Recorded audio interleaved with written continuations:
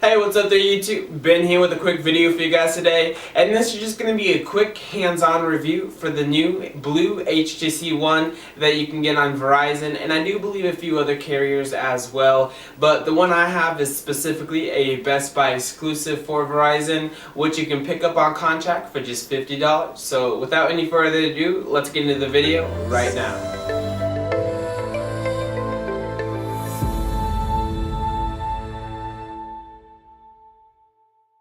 Alright guys, so as you can see, the HTC One in blue is an absolutely beautiful device. Of course, again, it is the HTC Vivid Blue version that you can get on Verizon at Best Buy on contract for just $50. It is advertised with Android 4.3, but unfortunately guys, after going into the settings, you will be able to notice that it is simply running Android 4.2.2, which I'm not 100% sure why they advertise it as 4.3 when it's definitely not running that latest version of Android, but that is the case.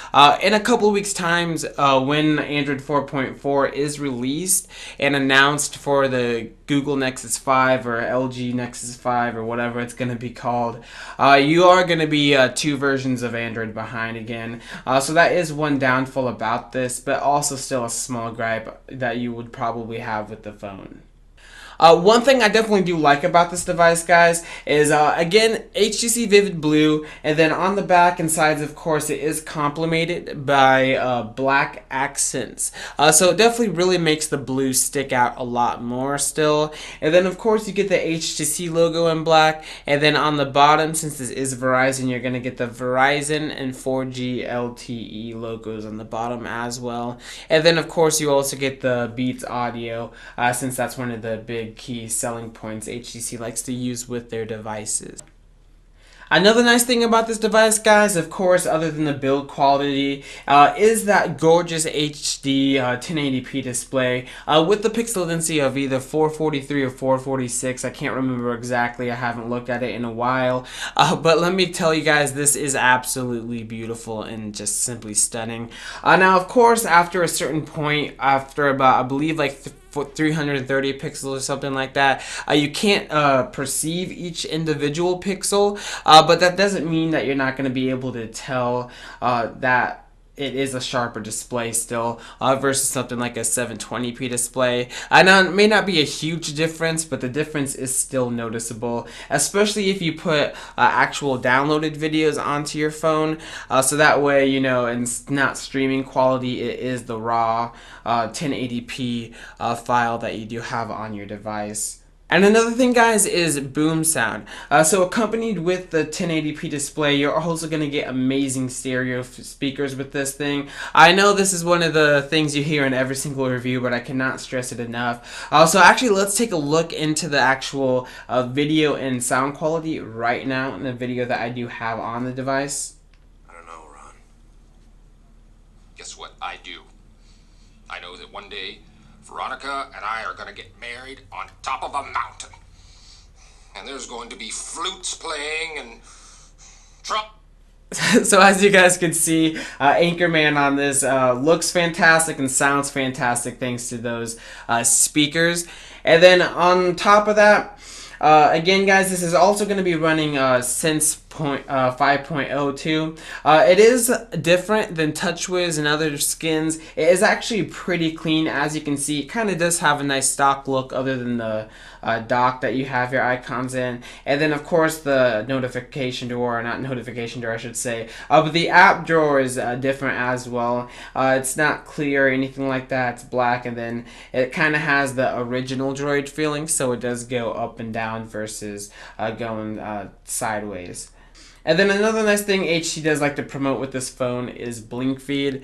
So as you can see right here, it definitely does look nice. It's not something that I think I'm going to use on a day-to-day basis, but it does look nice. You can set up things so you can have, you know, Facebook going on here so you can see status updates, Twitter, and then of course you can see videos right from the feed as well. And then also your calendar events and things like that too. So that's definitely nice. Then you also do get your clock and, you know, temperature, so you don't have to download a separate app to be able to see that kind of information. So far with this device, guys, I do like it a lot. One thing I have noticed is battery life is also really good. Coming from the Galaxy Note 3, not Note 3, which I will be getting though, but coming from the Galaxy Note 2, this was something that I was definitely worried about, since battery life on the Note 2 is absolutely amazing, since it doesn't have that, I believe, 3100 milliamp hour battery. So I always get a full day's use out of that. And I can tell you, with the day that I have used this so far, I used it all day yesterday. Battery life stood up really well against the Note, and really no complaints about it. I did go to bed around pretty late, around 2 o'clock, since I had a pretty busy day with class and things like that. But I did again, when I did take this off the charger when I got this, so I charged it to about 100%, so around 12 o'clock, and then it lasted me till 2 o'clock, and then I still had about 31% battery life with this thing. So it's definitely going to be really good with battery, especially if you're sticking to things, a few videos here and there, then texting friends and things like that as well, and of course some web browsing here and there, and even some light gaming. And then even if you are a heavy user, I do think it's definitely going to last you really well. So even though it does have a smaller battery, it does stand up really well. And then, guys, my final consensus is I really do love this device, but honestly, for me personally, I don't think it's something that I'm super comfortable with using, because it's kind of a love-hate relationship, and it's not because of the software or anything like that. It is because of the hardware. Now, of course, it is absolutely beautiful. Really the only other thing hardware-wise that comes close to this device is the iPhone 5, iPhone 5S, and this is definitely the best-looking Android device that you're going to be able to get at this time. But unfortunately, since it is so, just absolutely fantastic and amazing, and it's almost kind of like you're holding a jewel in your hand the whole time.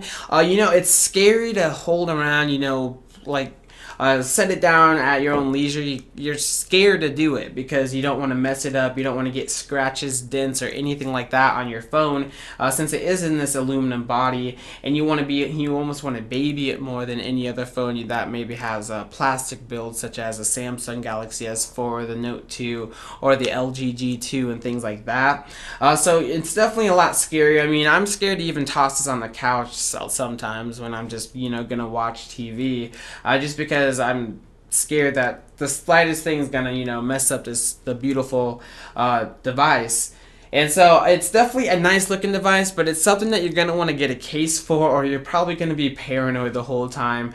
So of course, something like this you want to be able to rock naked, but of course, it's it's just something that you're not probably gonna do, just because you want to be able to keep the look of this. But you can go on Amazon and get cases that are clear, so therefore you're gonna preserve the look of it and still be able to have that nice look for your device. Now, of course, you're gonna be able to see the kind of glossy plastic on it, and I know having an aluminum phone is kind of one thing that made you not want to have plastic. But again, having this kind of device, it's something that I do recommend you guys get in, just because you are going to be a little bit paranoid while using it.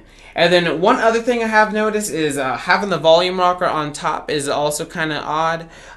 Since it is a 4.7 inch screen, and even though it's definitely quite a bit smaller than my Note 2, the Note 2's volume rocker as well as power button is on the side, and all I have to do is press my thumb and it turns on. Here I kind of have to readjust my hand and turn it on and off there, and it's also kind of hard to feel since it's pretty well embedded into the phone. But that is it, guys. This is my first impressions with this. Again, I'll try and get a full review up for you guys as soon as I can, but this is kind of my hands-on review. Everything pretty much runs great. The thing is incredibly fast. Web browser, it does even come with Chrome, so that's definitely a nice thing. And then just everything runs really great with this. I have really no complaints other than being scared to carry this thing around and drop it or something like that and get it damaged. But anyways, guys, I do want to thank you for checking out this video, and I will catch you in the next one.